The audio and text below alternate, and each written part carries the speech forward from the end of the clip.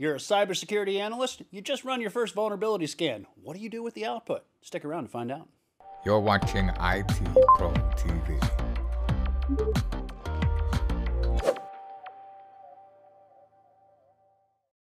Hello, ladies and gentlemen. We are talking vulnerability scanners and, more importantly, analyzing the output of those scanners. And we're going to start off with one that we've kind of discussed, but we haven't really gone in depth, and that's Nessus. Dan, take it away. Yeah, we have talked about Nessus in previous episodes where we were setting up the scanning criteria and the parameters around that. And it was really cool, right? It's nice to have that stuff on lockdown because that's going to help you perform the scan that you need to perform. But once that scan is done, well, you're going to have, well, maybe you'll have some results. Maybe not. Probably, though.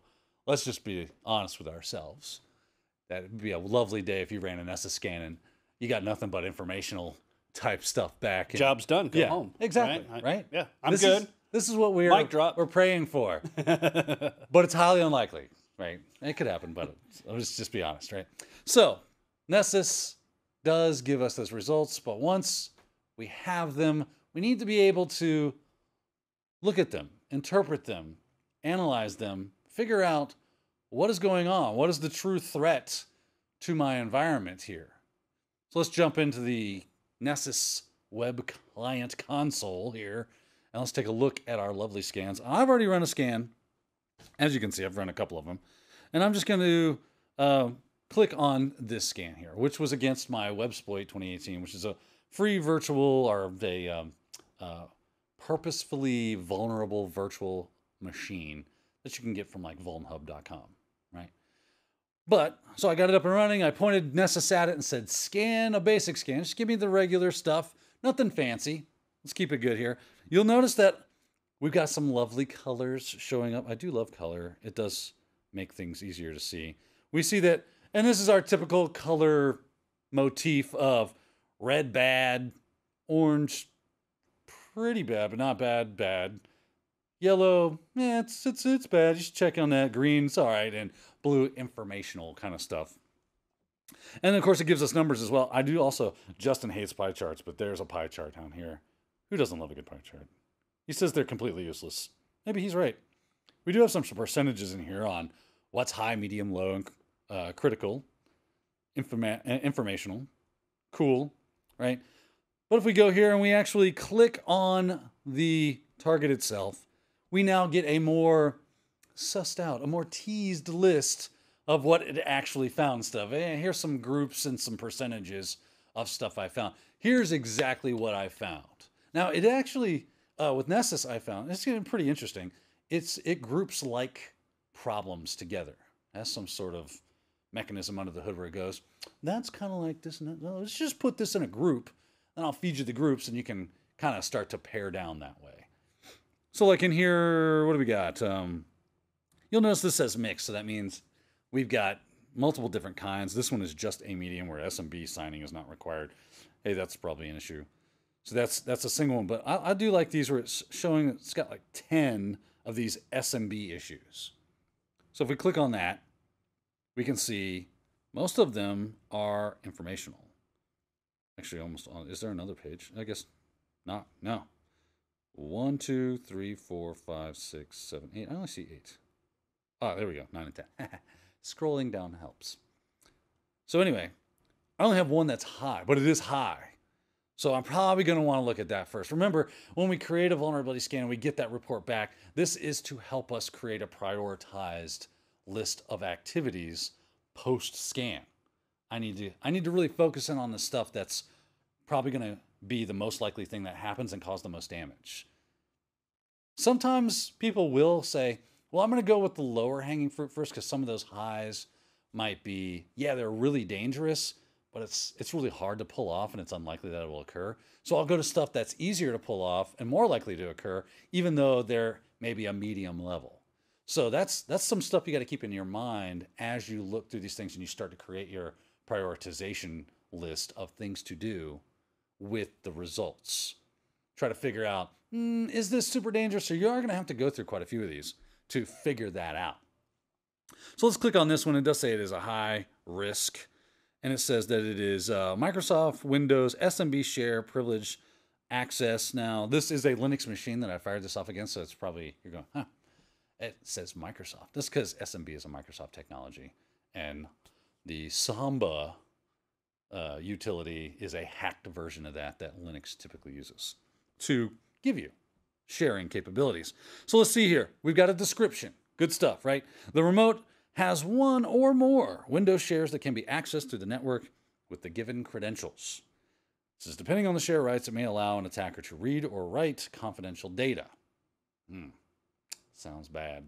Probably why it's got that high mark over there in the top left corner. The solution, hey, thank you, scanner, giving me some mitigation ideas. Restrict access under Windows. Open Explorer, do a right click on the share and go to the sharing tab. Click on permissions, change some permissions. You know, Dan, I think it's interesting. In one of the episodes that you and I did, we were talking about identification is it mitigation? That's what it was. Identification, mitigation, if you will. And this is kind of done both right there in that answer. It's identified it, and then it's also giving you a way that you can mitigate that problem. Yeah, and that's great because if you're in-house, or what I like to say is Joe IT, right? You got Joe or Sally IT. You're just someone who said, oh, I know a little bit about computers. And I went, cool, you're the IT person. Oh, okay. Cool. I like IT, so yeah, I'll take the job. But, really got to get ramped up. And that happens a lot. There's a lot of times that does occur where people just kind of like, they knew the most about computers in their organization, and therefore they kind of just became the IT person. But that doesn't necessarily mean they know what to do when it comes to running a Nessus scan or how to mitigate the results that it gives you. There you go. Gives you some solutions. Now, I have to understand, because you've got us a little cliffhanger here. I want to know, what did it find? Oh, yeah. What was that output? I'm rambling. Let's move on. Solutions are great, but here's the actual output. Right here saying the following shares can be accessed using a null session. Null session just means it didn't use really any username or password. It was just able to access these things. It said, here's the name of the share, which is Websploit 2018. It is readable and writable. That makes my heart go pitter-patter. I don't know about you, Wes, but that's probably an issue right there you're probably going to want to address, which the solution would take care of that. I would change the permissions on that share so that that would not happen. And then, of course, here's the contents of the share. Looks like we got two files, password reset.txt and something called cryptid. Now, of course, at this point, I will take this information. It has told me a lot, actually. It has told me that it was able to access a share. It didn't need any credentials to do it, and that there were contents in the share, and here's what they were. Also that I can write to it if I wanted to. That's always fun. Now I would validate that as an actual problem. So let's zoom out here. Let's jump over to Kali Linux, and let's play attacker for 2 seconds here. And let's see here. So if I do SMB clients dash, what is that? 10.10.10.195, I believe it is. And then it was a Websploit 2018. Enter the work group's password. I'm just going to hit enter. And then if I do an ls, hey, look, I'm able to access a share without any kind of help. I didn't need a username. I didn't need a password. That sounds like the old FTP anonymous logins, too. I mean, that's dangerous. It's basically the same kind of idea. Yeah. And null shares have been around for quite some time. And it has been a common way to access Windows boxes in the past as well. So I do have some stuff here. I should be able to get like password _reset.txt because I want to read that file. All right, looks like I've got it. I'm going to exit out of the SMB share, do an ls. There's the file right here. And I can cat that file, cat password reset. So it looks like it is, if you have forgotten your password, you will need to follow this procedure to reset it. Send an email to the help desk and gives the email address, include your username, set the subject to password reset request. You'll receive a password reset confirmation. Once you get that, it says your new password will be reset to spring 2020, no quotes. That's good information for me as an attacker. That's something we would need to know as defenders, that this is available to anyone. Because, well, it does say log in with the new password, right? Then you should be able to log in with your username and the password. If you're unsuccessful, contact the help desk. And then, of course, once you change your password, once logged in, change the password. with the PASSWD command. I wonder if anybody did not do step 4, right? So let's do this. If I do enum for Linux, and I say -a, and then what was it, 10.10.10 to 195. Let that crank off. There we go. It's going through some things. You notice it's enumerating users. And we saw a few of them scroll by. Again, right? We're taking what we're getting from the outputs of Nessus and applying it to see if we can actually validate that stuff. Now this is going buck wild, so we're going to oh, it's done. But Wes, you have something. You know, it's interesting. I don't know a lot about Nessus, but what I do know is seeing that output that it's running through a generic list of SIDs. And if you're not aware, and I'm sure most of you are, the security identifiers, how the operating system knows who you are. It doesn't care that you're administrator 01 or you're student 01 or you're Wes or you're Dan. It's looking at those SIDs, and it looks like it's just doing a generic, like almost like a, let me check every single SID within this range. That's exactly. So it is doing an enumeration of the users and of the with what it can do from the SMB share. Scary. Right? So yeah, it is scary because we can see there was a list of users right around, almost there. There we go. Right there. Look at that. We've got Daniel, Peter, John, and Jane, and Websploit 2018. Bing. All right, cool. Now, if we've also done our due diligence and done a port scan, look for services, done that enumeration as well, we should know what ports are running, which is fine. I'm guessing SSH might be open on this thing, right? And we can check that really quickly with just an nmap. st4 and don't worry about what I'm typing here. We're just checking to see if the port is open. -p22 on 10.10.10.195. We'll get to some more nmap stuff in a subsequent episode, but I do see that port 22 is open. I've got a list of users. So I kind of pre-gamed this a little bit. I have an ls. I've got this users.txt. So I just made a text file with all the usernames in it. So if we cat users.txt, there they all are, right? There's all the users I found and I assumed root, right? So now I'm thinking maybe somebody hasn't changed their password after they reset their password. Let's see if that works. I'm going to use a tool called Hydra. And what you can do is do a -l for a list, but I can do a capital L and tell it to look for a file, which is ./users.txt. And then I can say -p and give it a password. Now that password, I think I scrolled past it here. It was, are we on, what was it called? Was it spring? Yeah. Spring 2020, I believe that's what it was. Hopefully that's right. Let's check it. Hello? Oh, I cleared the screen. Just really quickly look at that file again. Cat, password, reset. There it is. Ah, see, I had it backwards. It would have failed. Let me copy that. There we go. Try this again. Hydra. Do a -l for the list of users.txt, and then -p for whatever password I want to feed it. So I'm looking for this specific password, which is spring 2020, such and such like that. And then we will do -f, which will force it to quit if it finds, if it is successful.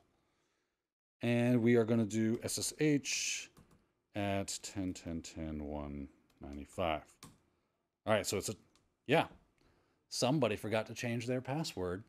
And now if I SSH as Daniel at 10.10.10.195, yes, I will take that. And my password is, paste that in. Oh, look, I am logged in now. Now, if I do something like sudo -l, I'm starting to look to escalate my privileges, put that old password in there, and I notice that I can run the apt protocol, which I know for a fact has a privilege escalation vulnerability. I would have root on this box in a matter of another 5 minutes. All right, now that's a lot of scary information. Now I think I'm gonna put my tinfoil hat. Hey, tell us a little bit about Greenbones Networks. Vulnerability scanner OpenVOS. Can we see that one? Yeah, let's jump over to OpenVOS because it's another great scanner that will do basically what Nessus has done. Now Nessus has that free version, right? But you are limited by your IPs, how many IPs you can actually scan, which is I think 16. Whereas OpenVOS, just like Here's an open source vulnerability scanner. Go crazy and enjoy. So I actually have that. I'm going to exit out of here, and I'll clear our screen here. Let me bring up the login portal for Greenbone. We have seen this as well. And I think I'm admin, type in my password. If I get it correctly, hey, we get logged in. And just like with Nessus, I've already pre-run a scan for us because they take a while. So be prepared if you're going to run a scan against something for it to take a minute for it to actually finish. So I've pre-gamed this and I've got some reports. Let me click on reports. I think I clicked on reports. You can do it. I'm already there. Yes, I'm already there. And I've got this one right here, this prod scan. I'll click on that. And of course, just like with Nessus, it kind of gives me some information. And if I click on the results, I'm starting to see problems that it discovered, right? And of course, high, medium, low kind of stuff, the information about it, the quality of, I think the QOD is quality of determination. I'm not 100% on that, but, or quality of detection. But let's take a look at some of these things that say high. Just a new, I like this one. Let's just go with the first one on top of the list here. Used command echo VT. So it's showing you this. And it even shows you that this is the CVE. The Wes helped me out with acronyms. Common vulnerability And exposure. And exposure. I'm not great with acronyms. So it's telling you what CVE it actually used or that it was vulnerable to. And it does say right here as well, result is vulnerable to CVE 2014-6278. So if you wanted to learn more about that, you could Google search that or go to somewhere to learn more about it. But it was able to just issue this command and get a shell. So that's scary dangerous. And here you go. It even has references down at the bottom. Love it when it does this. So you can just click on this and it will take you to more information about that. Of course, I can't find it because I'm not connected to the internet right now because I've got some dangerous boxes that would leave me vulnerable if I did. So I don't have that going on. But I would want to go through all of these results, especially the ones that say high. And a lot of times that's exactly what you're looking for, those high, critical. But don't forget your mediums. Don't forget your lows, right? Don't forget to manually test them, right? Just because it says that it is vulnerable to new bash stacked redirects, aka redir stacked memory corruption vulnerability, doesn't mean it actually is. You need to go in and test that. You need to verify the results that it got because that verification step is super necessary. Got some Java OS end of life, letting you know, hey, this operating system probably needs to be updated. Now there is another scanner they call out in the exam. It's Qualys. It's going to be a lather, rinse, repeat. You're going to see, it's just going to be in a different wrapper. It is a cloud-based, so you'll be working out of the cloud instead of installing it locally on your machine or onto a server or to an appliance. You'll just log into your cloud platform for Qualys, load your IPs, scan, it'll give you the results. You'll want to look at those results, but you're going to get the same kind of stuff.